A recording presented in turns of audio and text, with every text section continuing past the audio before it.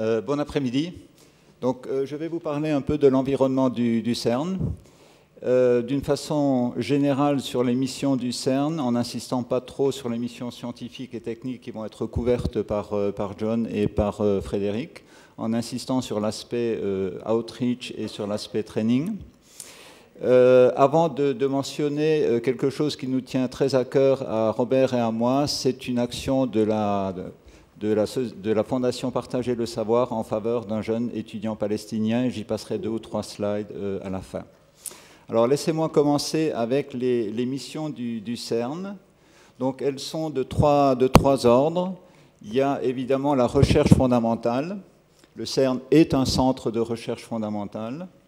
Il y a l'aspect innovation, il y a l'aspect éducation, et évidemment tout ça dans l'idée de réunir les gens autour de ces trois axes, de ces trois missions. Alors le premier axe concernant la recherche, le CERN est bien évidemment un centre de recherche fondamentale. L'idée étant d'aller vers les secrets de la matière, de comprendre ce qui s'est passé tout de suite après le Big Bang. Ne me demandez pas ce qu'est le Big Bang, mais après l'évolution à partir du Big Bang. Il y a eu plusieurs découvertes fondamentales au CERN, dont récemment le boson de Higgs, et je pense que je vais laisser toute cette partie à John pour sa présentation. Bien évidemment, pour faire cette recherche fondamentale, il vous faut développer des outils qui soient adaptés, des outils aussi bien dans le domaine des accélérateurs que dans le domaine des détecteurs, mais également l'aspect computing. Donc ces aspects-là seront couverts davantage par Frédéric. Finalement, il y a l'aspect où je vais insister un peu plus, c'est tout l'aspect qui consiste le training des jeunes, le training des scientifiques en général, ingénieurs et étudiants. Et tout ça avec toujours en tête l'idée d'unifier les peuples, de mettre ensemble autour d'une même tâche, autour d'un même objectif des étudiants, des scientifiques de différentes régions, de différents pays. Donc je vous ai dit que les deux aspects seront couverts par John et Frédéric. Alors le CERN a donc été créé en 1954 avec comme objectif de réunir les nations autour d'un objectif qui est de faire la science pour la paix. Il y avait au départ 12 États membres. Très longtemps, jusqu'à l'année dernière, il y avait 20 États membres. Aujourd'hui, nous sommes 21. Parce que tout récemment, Israël a rejoint l'ensemble des 20 États membres pour aller à un total aujourd'hui de 21. Également, la notion d'État associé, est une notion nouvelle au CERN. Elle permet à des États de participer à l'activité de l'organisation. Et aujourd'hui, on a un nombre non négligeable de candidats qui cherchent à appliquer en tant qu'État associé du Brésil, Chypre, Pakistan, Russie, Slovénie, Turquie et Ukraine.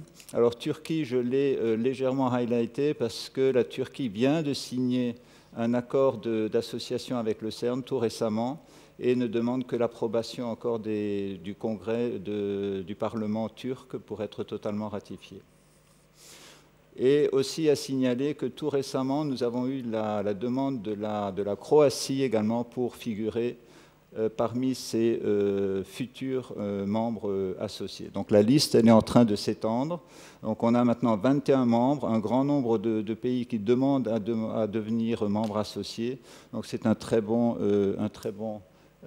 tendance pour le CERN. Le CERN, aujourd'hui, très rapidement, il y a de l'ordre de 4000 gens qui sont payés par le CERN, soit des staffs, soit des fellows et différents doctoral students.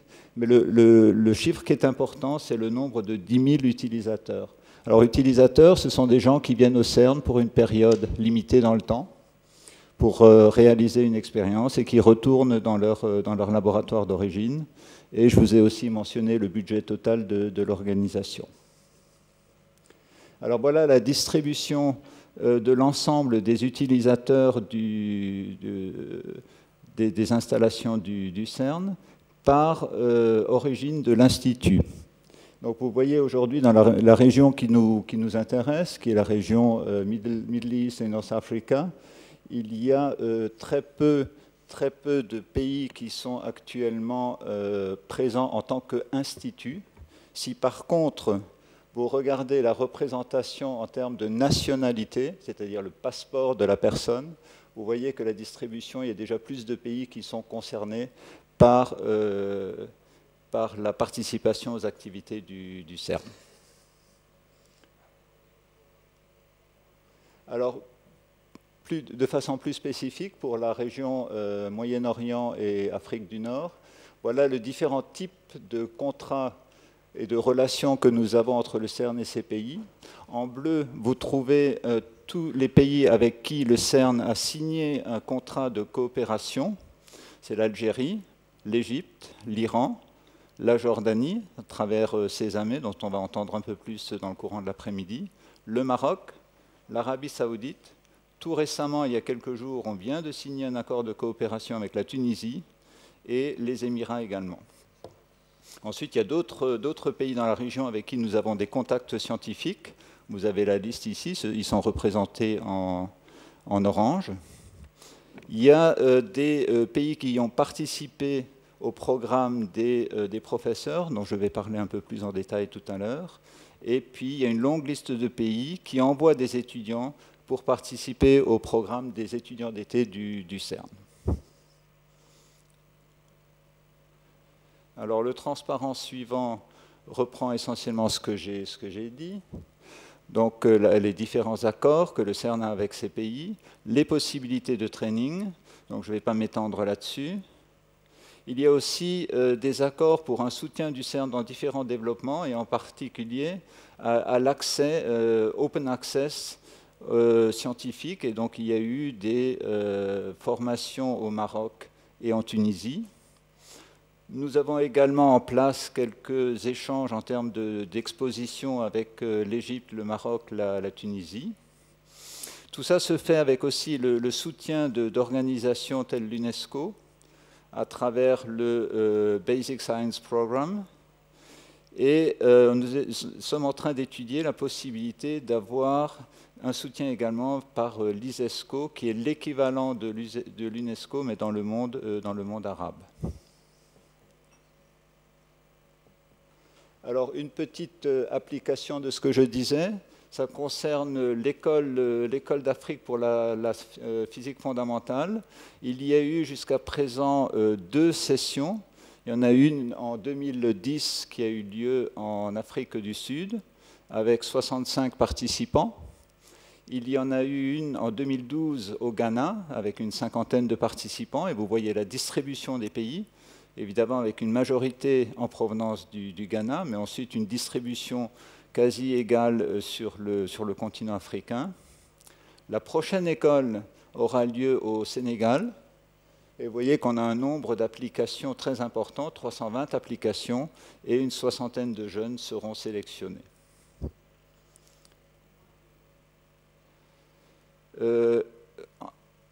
Par ailleurs, il y a d'autres activités d'éducation au niveau du CERN. Donc, il y a le programme des professeurs qui est mentionné ici. Alors, les professeurs du secondaire ont la possibilité de venir au CERN pour une période définie, typiquement de 1 semaine, pendant laquelle ils ont un enseignement et ils ont la possibilité d'avoir des applications pratiques en participant à des expériences. C'est un programme qui marche relativement bien. Il y a aussi le programme des étudiants, en particulier les étudiants d'été. Et vous voyez la photo ici qui représente de l'ordre de 300 étudiants d'été que nous recevons tous les ans pour une période de 6 à 8 semaines au CERN. Et puis après, il y a un ensemble de programmes plus spécifiques dans le domaine physique, computing et accélérateur, et une formation continue également pour le personnel du CERN. Voilà la représentation des professeurs qui participent à ce programme. Il y a un total de 7000 professeurs qui participent. Encore une fois, on va se focaliser sur la partie Moyen-Orient et Afrique. Vous voyez qu'il y a une distribution, certes pas complète, mais il y a encore certainement du travail à faire. Mais certains pays, comme par exemple le Mozambique, le Rwanda, ont envoyé un nombre non négligeable de professeurs pour suivre cette formation. La même chose, oui, je peux aussi signaler qu'en juin 2014, donc très bientôt, il va y avoir un nouveau programme et une dizaine de professeurs de Jordanie vont rejoindre ce programme. Donc ils vont venir au CERN pour une semaine. Alors la représentation aussi des participants au programme des étudiants d'été, tel que c'était en 2013. Donc on essaye aussi de distribuer au mieux à travers les pays du Moyen-Orient et de l'Afrique du Nord. En moyenne, nous avons de l'ordre entre 15 et 20 étudiants par an. Cette année, en 2014, nous aurons la possibilité d'inviter 17 étudiants, avec 50% de ces étudiants financièrement pris en charge par le CERN et 50%, donc la seconde moitié, par soit des expériences, soit par des fondations, donc un financement externe. Voilà, alors maintenant j'aimerais venir à ce qui nous tient un peu à cœur, à Robert et à moi, qui est ce programme des doctoral students et que nous avons réussi aussi à adapter aux pays non membres.